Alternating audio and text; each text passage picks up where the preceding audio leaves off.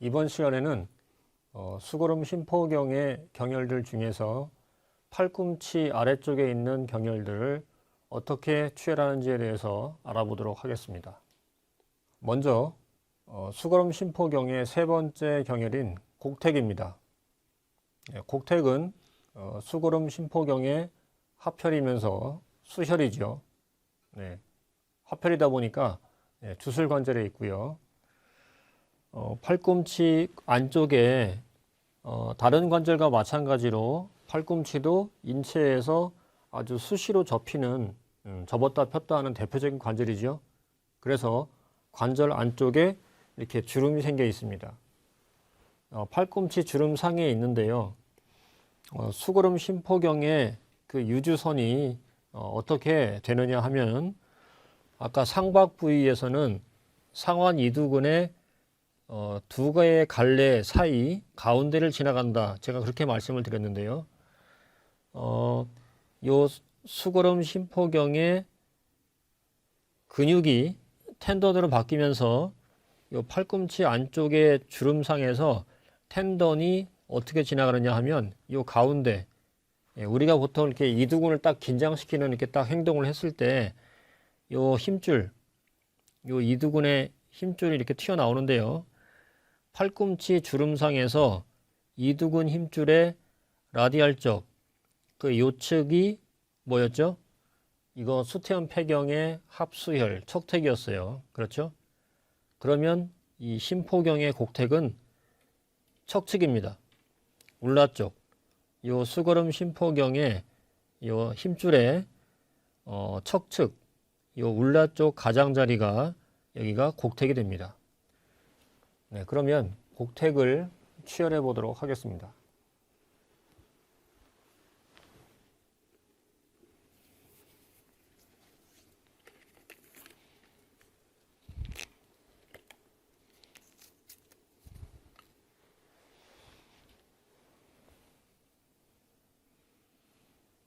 팔꿈치 안쪽에 있는 주름에서 여기 상완 이두근의 힘줄을 촉지하고요.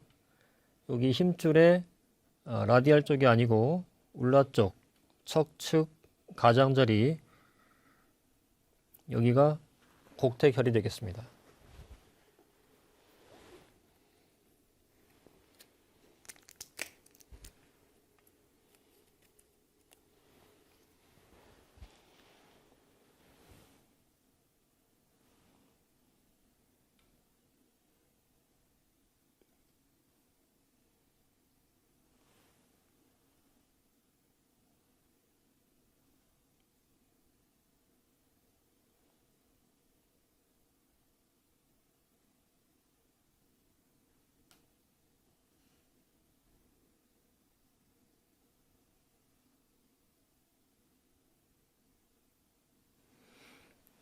곡택혈에 자침했습니다. 일반적인 자침 방식이 피부에 수직으로 이렇게 직자를 하는데요. 만약에 경맥 진행 방향에 맞추어서 볼을 하거나 아니면 거스르는 방향으로 살을 하거나 이렇게 보살을 하고 싶은 경우에는 비스듬한 각도로 기울여서 보살을 해도 되겠습니다.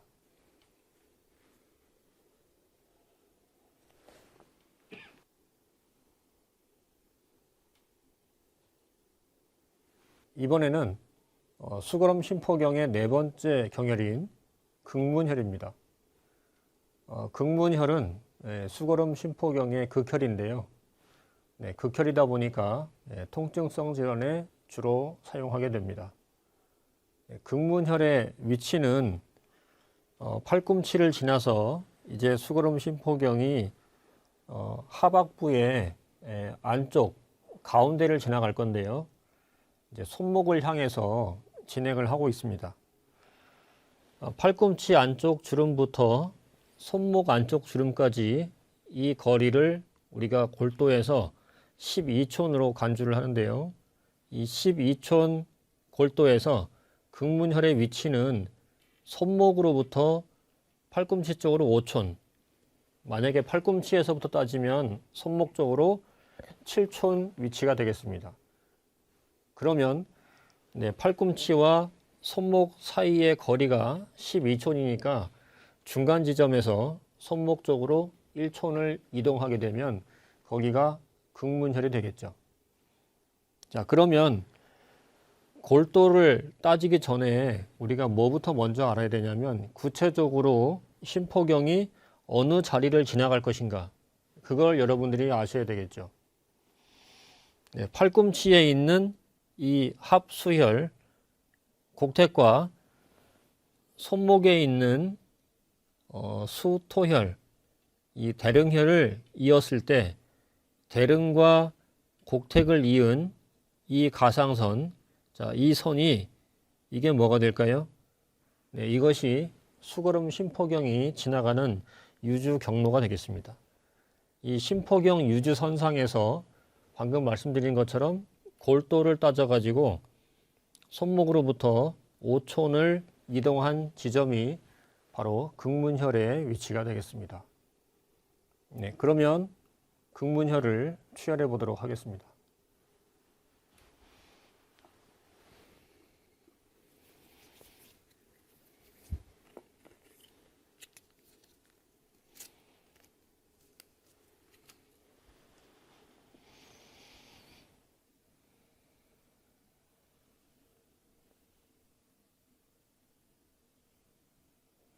중간 지점에서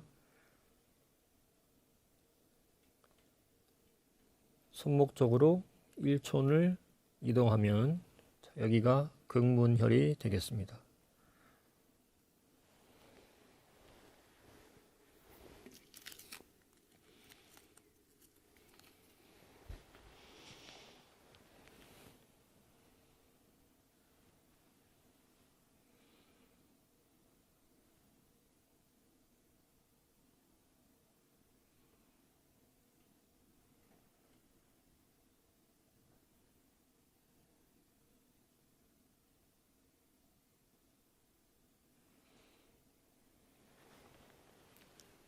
극문혈에 자침했습니다.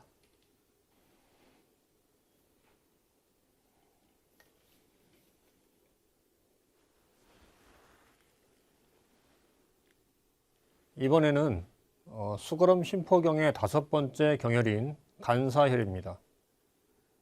간사혈은 수거름 심포경의 경금혈이죠. 네, 경혈이다 보니까 호흡기 질환이 주로 적응증이 되겠습니다. 간사혈의 위치는 손목에서부터 팔꿈치 쪽으로 3촌에 위치하고 있는데요. 그러면 방금 했던 극문에서부터 손목 쪽으로 2촌을 더 내려가면 거기가 간사혈의 위치가 되겠습니다. 네, 마찬가지로 심포경의 유주 경로를 곡택과 팔꿈치에 있는 곡택과 손목에 있는 대릉혈을 이어서 심포경 유주 경로를 확인하고요. 그 유주선상에서 손목 위로 3촌이니까 자, 손목과 팔꿈치 사이가 12촌이라고 했죠. 그러면 12촌의 골도에서 손목 위로 3촌이니까 4등분을 했을 때 손목 쪽 4분의 1 그리고 팔꿈치 쪽에서 4분의 3 지점, 그렇죠? 그러면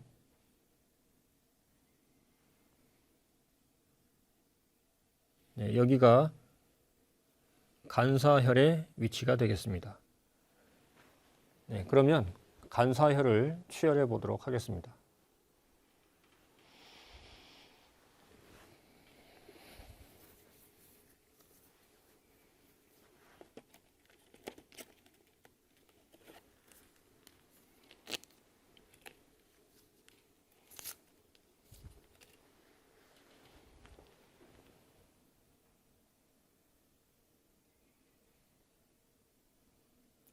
이등분을 하고 다시 이등분을 하고 여기가 간사혈입니다. 자, 여기 간사혈 보시면 두 개의 힘줄이 이렇게 튀어나와 있는 그 사이라는 것을 여러분들이 보실 수가 있는데요. 이 힘줄 튀어나온 거 보이시나요? 네, 수거름 심포경이 팔 안쪽에서 가운데를 지나가다 보니까 우리가 주먹을 가볍게 쥐고 안쪽으로 딱 굴곡을 시켰을 때 이렇게 튀어나오는 힘줄, 두 개의 힘줄이 튀어나오는 것을 볼 수 있는데요. 이 튀어나오는 두 개의 힘줄, 요측 수근굴근하고 장장근 두 개의 힘줄 사이로 지나가는 것이 심포경입니다. 심포경 유주선에서 손목 쪽 4분의 1 지점, 여기가 간사혈입니다.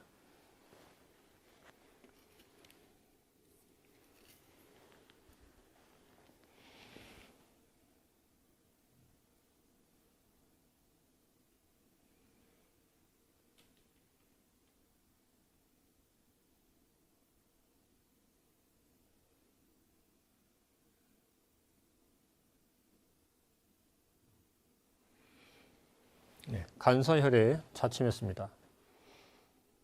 네, 아까 제가 수거름 심포경 처음에 어떤 설명을 했냐 하면 소문의 영란비전론에서 단중자 신사지관 희락출원 이런 말 했던 거 기억나시나요?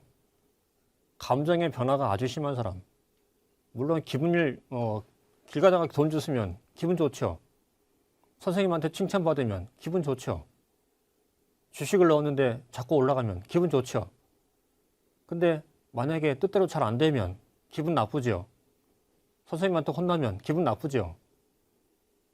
주식이 자꾸 떨어지면 기분 나쁘죠. 우리가 살면서 기분이 좋을 수도 있고 나쁠 수도 있고 걱정을 할 수도 있고 또는 화가 날 수도 있고 또는 생각이 잡힐 수도 있고 감정이 있기 마련이에요. 그렇죠? 그거는 정상이죠. 그런데 뭐가 문제입니까? 정도껏 해야죠. 너무 심한 사람, 뭐가? 감정 변화의 폭이 너무 심한 사람. 어지간히 하는 거는 괜찮은데 뭐예요? 도에 지나치면 안 된단 말이에요. 당연히 그런 일을 겪으면 슬프겠죠. 근데 어떻게? 슬픔에서 못 나와. 일상생활에 지장이 있어요. 그럼 되겠습니까? 안 되겠죠. 그런 상황을 겪으면 내가 너라도 열받겠어. 나라도 열받죠. 근데 어떻게? 그 열받는 것 때문에 그 뒤에 일이 안 돼. 그러면 되겠어요? 안 되겠죠. 정도껏 해야 돼. 이게 너무나 지나친 사람, 감정 변화가 너무 심하고 너무 빠른 사람, 어떤 사람? 이거 정신적으로 문제 있는 거예요. 그렇죠? 요 범위가, 감정 변화의 범위가 너무나 극강 또는 극약인 사람, 이런 사람들한테 뭐가 문제입니까? 수거름 심포경에 문제가 있어요. 그럴 때 우리가 간사할 때 그 간사혈명의 사자를 보면 이게 뭐예요? 단중자 신사지관 할 때 그 사자죠. 그죠? 감정 변화가 심한 거를 이 사자에다가 표현을 하고 있어요. 자, 이런 얘기를 왜 하냐면 간사혈이 그렇게 쉽게 말하면 감정 조절 장애 환자들 있잖아요. 분노 조절 장애 환자들. 욕구 불만을 표출하고 싶은데 통제가 안 되는 사람들. 이런 사람들한테 이건 뭡니까? 정신과적인 문제죠. 이런 게 있는 환자들한테 우리가 간사혈을 잘 사용합니다.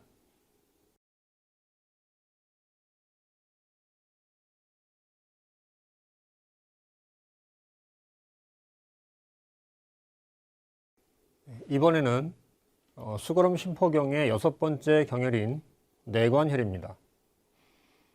네, 내관혈은 수거름 심포경의 락혈이죠. 여기에서 락맥이 갈라져 가지고 반대편 표리가 되는 수소양 3초경 쪽으로 락맥이 진행을 하는데요. 또 뒤에 가면 3초경에서 말씀드리겠지만 이 내관혈과 안팎으로 상대가 되는 반대편에 뭐가 있냐면 수소양 3초경에 외관혈이 있어요. 그 외관도 3초경의 락혈이죠. 여기에서 락맥이 갈라져 가지고 심포경 쪽으로 온단 말이에요. 똑같은 위치에서 안팎으로 상대가 되는 두 개의 혈이 표리가 되고 있는 두 개의 경맥에서 둘 다가 락혈이에요. 그리고 안팎에 있는 두 개의 혈이 내관 그리고 밖에는 외관, 이렇게 공통적으로 관자라는 글자를 써가지고 내외는 뭡니까? 메디알 쪽에 있고 라테랄 쪽에 있으니까 그래서 내외를 쓴 거죠. 안쪽에 있는 모든 문제, 바깥쪽에 있는 모든 문제와 관련되어 있다, 이런 뜻이에요. 다시 말씀드리면 감기 내지는 길 가다가 무슨 다쳐가지고 교통사고라든지 이런 식으로 내가 뜻밖의 상황에 접했을 때 내가 의도치 않게 급작스럽게 어떤 문제를 겪게 되는 그런 경우 빼고는, 사고를 당하거나 감기 걸리는 거 빼고는 나머지는 다 뭐예요? 그러면 다 내과적인 문제죠. 물론 우리가 병원에 가면 뭐 양방이든 한방이든 간에 내과, 뭐 이비인후과, 무슨 과, 부인과, 소아과, 뭐 각 과별로 많이 나눠져 있어요. 정신과, 그죠? 그런데 사고 나서 다치거나 감기 걸린 거 아니면 다 내과예요. 물론 감기도 내과에서 보죠. 밖에서 어떤 요인이 들어온 거 아니면 다 내과입니다. 이비인후과, 이것도 내과죠. 제가 이런 얘기 왜 하냐면 외부 요인으로 인해서 생긴 질병이 아닌 내가 원래 갖고 있던 내 몸이 그렇게 생겼어. 이런 거와 관련된 문제가 있으면 다 뭐가 되겠습니까? 뇌관혈의 주치증에 들어갑니다. 내과적인 문제는 다 이것과 관련이 있다, 이런 뜻이에요. 그런데 그것이 뇌관혈이 어떤 역할을 하고 있다? 심포경의 락혈이에요. 자, 이게 무슨 뜻입니까? 사고를 당하거나 밖에서 어떤 요인이 들어와서 나를 괴롭히는 게 아니라면 내과적인 문제는 뭐 이비인후과, 부인과, 소아과 포함해가지고 정신과까지 포함해서 다 뭐의 문제입니까? 내 마인드 컨트롤과 관련이 있다, 이 말이에요. 부처님이 뭐라고 했습니까? 일체유심조. 외부의 요인이 나를 괴롭히는 게 아니면 내 마음이 관련돼 있다. 그렇죠?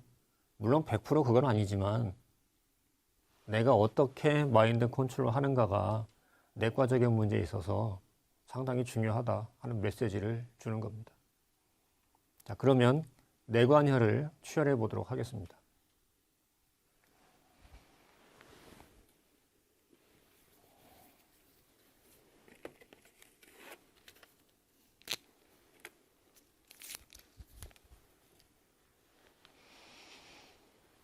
간사혈에서 1촌을 더 아래쪽 손목 쪽으로 내려오는데요. 간사가 손목으로 3촌이었죠. 뇌관혈의 위치는 손목에서 팔꿈치 쪽으로 2촌을 올라갑니다. 자, 그러면 손목부터 팔꿈치까지가 12촌이기 때문에 손목 위로 팔꿈치 쪽으로 2촌이다 그러면 이 손목과 팔꿈치 사이를 6등분을 해서 손목 쪽으로 6분의 1 지점, 이렇게 말할 수 있겠죠. 자, 그러면 아까 간사를 할 때 제가 무슨 얘기를 했냐면 팔꿈치 안쪽에 있는, 특히 이거 주먹을 쥐거나 안쪽으로 굴곡을 시키는 것처럼 이렇게 힘을 주었을 때 가장 두드러지게 튀어나오는 이 두 개의 힘줄, 요 힘줄 사이로 심포경이 지나간다, 이렇게 말씀드렸죠. 요 심포경 유주 노선상에서 간사 밑으로 1촌을 내려가면 손목 위로 2촌쯤 되는 지점을 우리가 손으로 촉지를 하면 이게 어떻게 되냐면, 자, 여러분, 여기 팔꿈치 아래에 있는 아래팔에는 뼈가 2개인 거 아시죠? 팔꿈치 위에는 뼈가 여기 1개밖에 없어요. 근데 팔꿈치 아래에는 뼈가 2개 있어요. 이쪽 뼈 하나 있고 이쪽 뼈 하나 있고. 그렇죠? 요 2개의 뼈가 여기 중간 부위, 요 중간 부위에서는 뼈들이 붙어 있지 않고 떨어져 있어요. 공간이 있습니다. 이 뼈하고 이쪽 뼈 사이에 공간이 이렇게 있어요. 그런데 양쪽 끝에 가면, 손목 쪽 내지는 팔꿈치 쪽에 가면 양쪽 끝에 가면 뼈가 이렇게 딱 붙어요. 그러면 뼈 사이에 공간을 이렇게 촉지를 하다가, 여기 공간이 있네, 촉지를 하다가 손목 가까이 가면 어떻게 됩니까? 뼈들이 딱 붙어가지고 공간이 끝나요. 요골하고 척골 사이에 2개 뼈 사이에 공간을 촉지하다가 손목이 가까이 가면 뼈들이 이렇게 딱 붙어버리면서 공간이 끝나는데, 뼈가 붙었네, 공간이 끝났네 하는 것을 알 수 있는 그 지점, 거기가 바로 뇌관입니다. 자, 그래서 손목 위로 2촌이라는 골도를 따져가지고, 그래서 6등분 했을 때 손목 쪽 6분의 1 이렇게 골도로 추혈을 해도 되고요. 또는 간편 치료를 할 때는 뼈를 촉지해가지고 이 두 개 뼈 사이에 공간을 촉지하다가 뼈가 가까워지면서 딱 붙어가지고 더 이상 갈 수가 없네. 위로 올라가야 돼요. 그죠? 자, 그렇게 뼈가 붙어서 공간이 끝나네 하는 것을 느끼게 되면 그 지점이 바로 내관혈이 되겠습니다.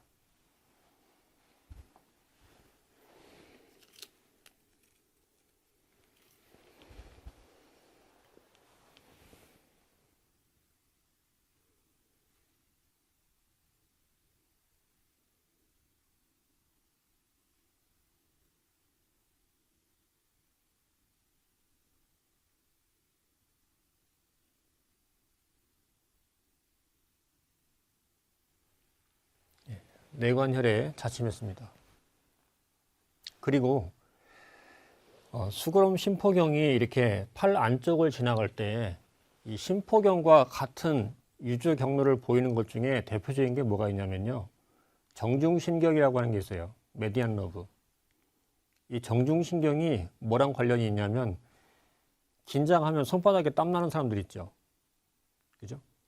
악수해야 되는데 내가 우리 회사 물건을 팔아야 되는데 악수를 못 하겠어요. 왜? 땀이 자꾸 나요. 땀이 왜 이렇게 나지? 삐질삐질.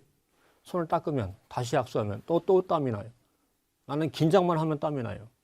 이럴 때 가장 의심스러운 게 뭐예요? 이 정중신경의 신경 전달이 정상이 아니에요. 그래서 이 정중신경의 신경 전달을 조절하는 치료를 양방향에서는 이제 흔히 하는데요. 그게 우리 경락에서는 뭐랑 관련이 있냐면 이 정중신경의 비정상적인 활동이 뭐다? 이거 심포경의 이상이다. 이렇게 파악을 하고 있습니다. 그럴 때 심포경상에 있는 경혈들이 환측에서 많이 쓰이는데요. 물론 건측에서도 치료를 할 수 있죠. 요 심포경의 경혈들을 치료를 할 때 다른 혈도 마찬가지겠지만 특히 간사하고 특히 내관혈을 치료할 때 이 혈들이 정중신경에 아주 가까워요. 그래서 직접적으로 그 신경 전달을 조절하는 기능도 물론 뛰어나거니와 또 반대로 모두 가능하냐면 침노타가 신경을 건드리는 경우도 일어날 수 있기 때문에 여러분들이 그것도 조심을 해 주셔야 되겠습니다.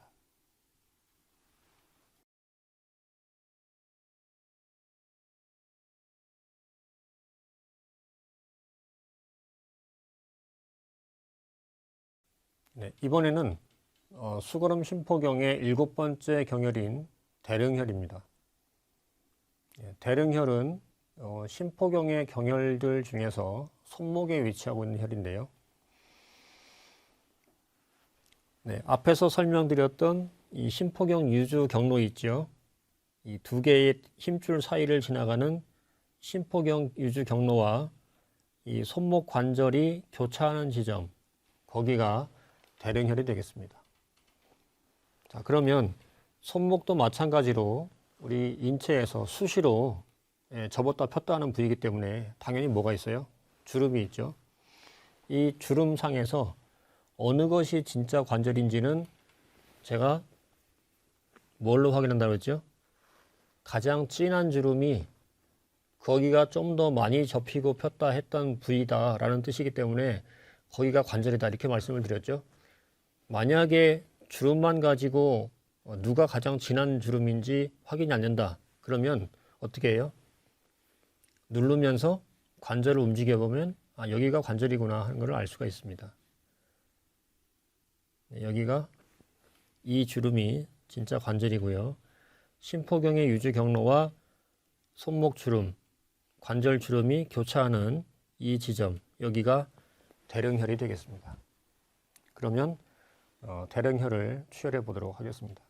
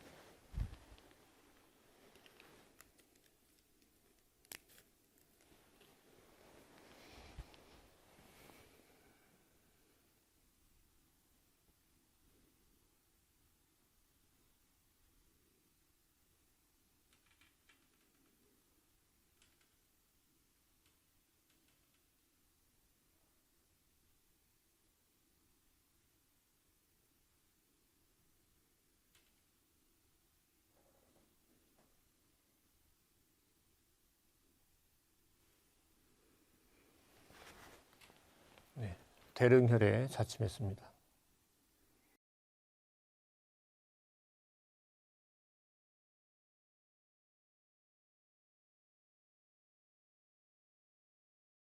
이번에는 수거럼 심포경의 8번째 경혈인 노궁혈입니다. 네, 노궁혈은 심포경의 형화혈인데요. 혈 이름을 보시면 수고로울 노자에 집궁자죠. 자, 노라고 하는 게 뭐냐면 우리가 노동, 힘들어, 나 근로자예요, 힘들어요. 또 뭐가 있어요? 피로, 자, 피로야 가라, 나 너무 피로해. 그 피로할 때 그 노자죠. 피로가 몰려있는 집이에요. 피로의 아지트. 그러면 나는 일상생활이 너무 힘들어. 나는 일상이 피로야. 그러면 어떡합니까? 여기를 써라 이런 얘기죠. 자, 혈 위치가 어디 있냐면 손바닥에 있는데요. 두 번째, 세 번째 메타카팔, 그 중수골 사이를 지나갑니다. 심포경이 대릉을 지나서 손가락 끝에 말단에 있는 종지혈까지 갈 때 손바닥을 지나가는데 어디를 지나가냐면요. 두 번째 뼈와 세 번째 뼈 사이를 지나갑니다. 그래서 마지막까지 종지혈까지 가다 보면 당연히 2번, 3번 사이를 지나갔기 때문에 가운데 손가락 끝으로 갈 때 엄지 쪽 끝으로 가겠어요? 아니면 새끼 쪽 끝으로 가겠습니까? 당연히 엄지 쪽 끝으로 가겠죠. 만약에 3, 4번 사이를 지나간다. 그러면 가운데 손가락 끝에서 종지혈이 끝날 때 척측에 새끼 쪽에서 끝나겠지만 2번, 3번 사이를 지나가기 때문에 어디서 끝납니까? 안쪽, 엄지 쪽 끝에서 종지혈이 나타나게 돼 있어요. 그래서 노궁혈이 어디냐면은 여기 손바닥에서 2번하고 3번 요 손바닥 뼈가 5개가 있는데 그 중에 두 번째 뼈하고 세 번째 뼈, 이 뼈 사이의 공간인데요. 마찬가지로 이 두 개의 뼈, 손바닥 뼈들도 여기 팔 안쪽에 있는 아까 요골과 척골하고 똑같아요. 뭐가 똑같으냐면 양쪽 끝에 가면 뼈들이 딱 붙어요. 그런데 중간에 뭐가 있어요? 중간에 뼈 사이에 공간이 있습니다. 그러면 손바닥에서 2번, 3번 손바닥 뼈 사이에 공간을 촉지해서 어디에서 끝나는지 이 손바닥 뼈 사이에 공간이 뼈가 붙으면서 딱 끝나겠죠. 그러면 자, 공간이 끝났어요. 그러면 거기가 노궁입니다. 자, 그러면 노궁을 취혈해 보도록 하겠습니다.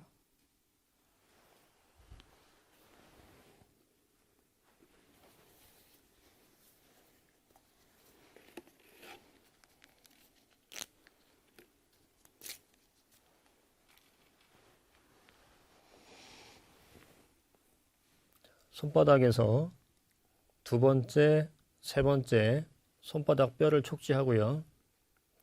손바닥 뼈 사이에 공간을 눌렀을 때 손가락으로 가까이 가면서 이 손바닥 뼈가 붙어가지고 공간이 탁 끝납니다.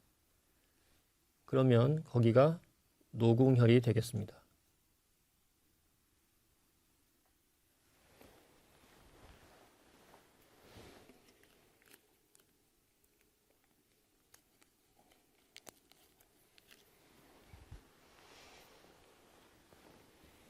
자, 노궁혈은 일반적으로 피부에 수직으로 직자를 하거나 아니면 경맥 유주 방향에 비추어서 볼을 하거나 살을 하거나 이렇게 사자를 하는데요.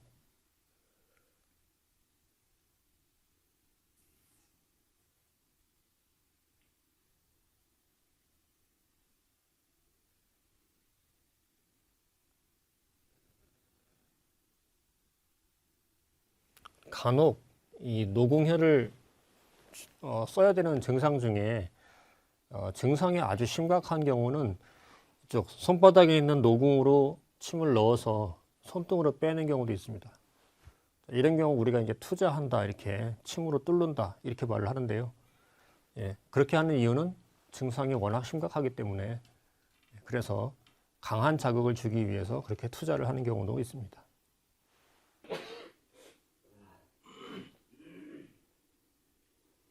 이번에는 수거름 심포경의 9번째 경혈인 중충입니다.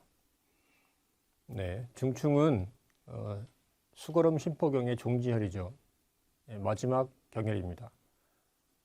다른 경혈들, 그 종지혈들과 마찬가지로 손가락, 발가락 끝에 있죠. 손톱, 발톱 바로 뒤에 있습니다. 방금 노궁에서 볼 때 심포경의 유주 경로가 2번, 3번 사이를 지나갔기 때문에 가운데 손가락 끝으로 갈 때 엄지 쪽 끝으로 간다고 했어요. 새끼 쪽 끝이 아니고 엄지 쪽 끝으로. 그렇죠? 그래서 중충혈의 위치는 어디가 되냐면 가운데 손가락의 엄지 쪽, 라디알 쪽에 조갑, 근각, 일푼처, 여기가 중충혈의 위치가 되겠습니다. 정혈이기 때문에 급성 증상, 갑자기 생긴 거, 이런 거에 잘 쓰고요. 우리가 사암침법을 쓸 때 중충혈이 심포 정격에 들어가는 거 아시죠?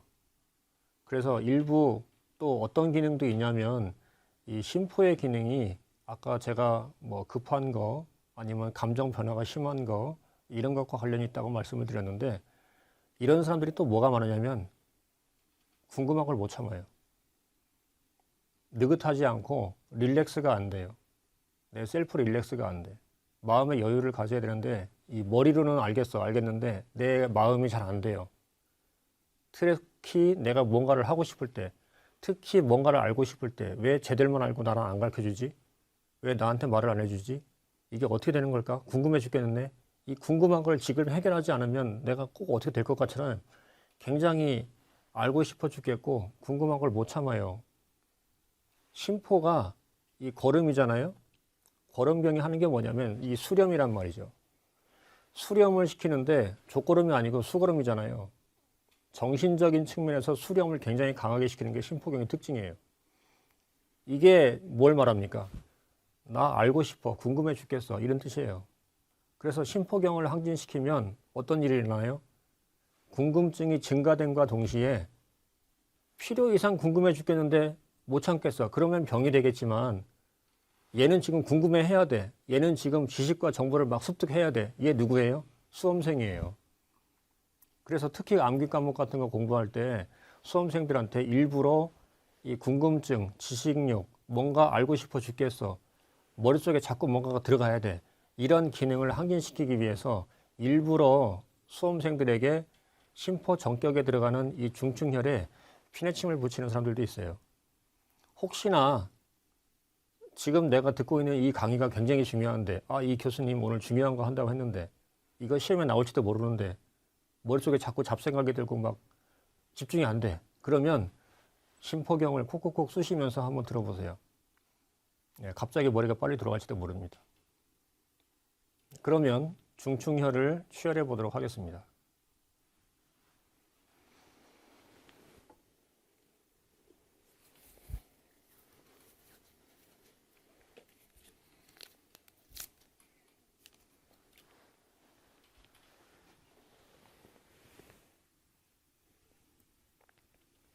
가운데 손가락에 손톱 뿌리 각에서 새끼 쪽이 아니고 엄지 쪽입니다. 엄지 쪽 손톱 뿌리 각에서 몸쪽으로 0.1촌.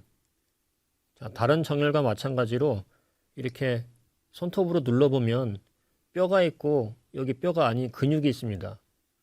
손가락에도 뼈가 있죠. 그래서 뼈와 근육 사이 이 적백육제라고 되어 있는데 이 적백육제라는 말이 뼈와 근육 사이라는 말입니다. 그래서 조갑, 근각, 일푼처를 찾은 다음에 여기를 촉지해서 여기가 뼈와 근육 사이가 맞는지를 확인해 보시면 좋겠습니다.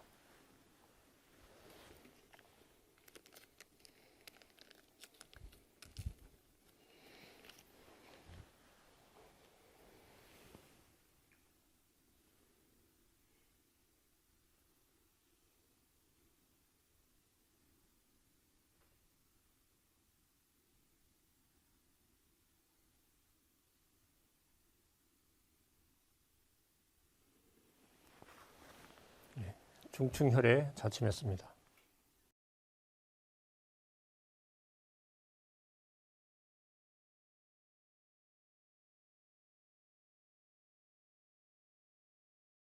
지금까지 수거럼 심포경의 경혈들 중에서 팔꿈치 이하에 있는 경혈들을 어떻게 취혈하는지에 대해서 알아보았습니다.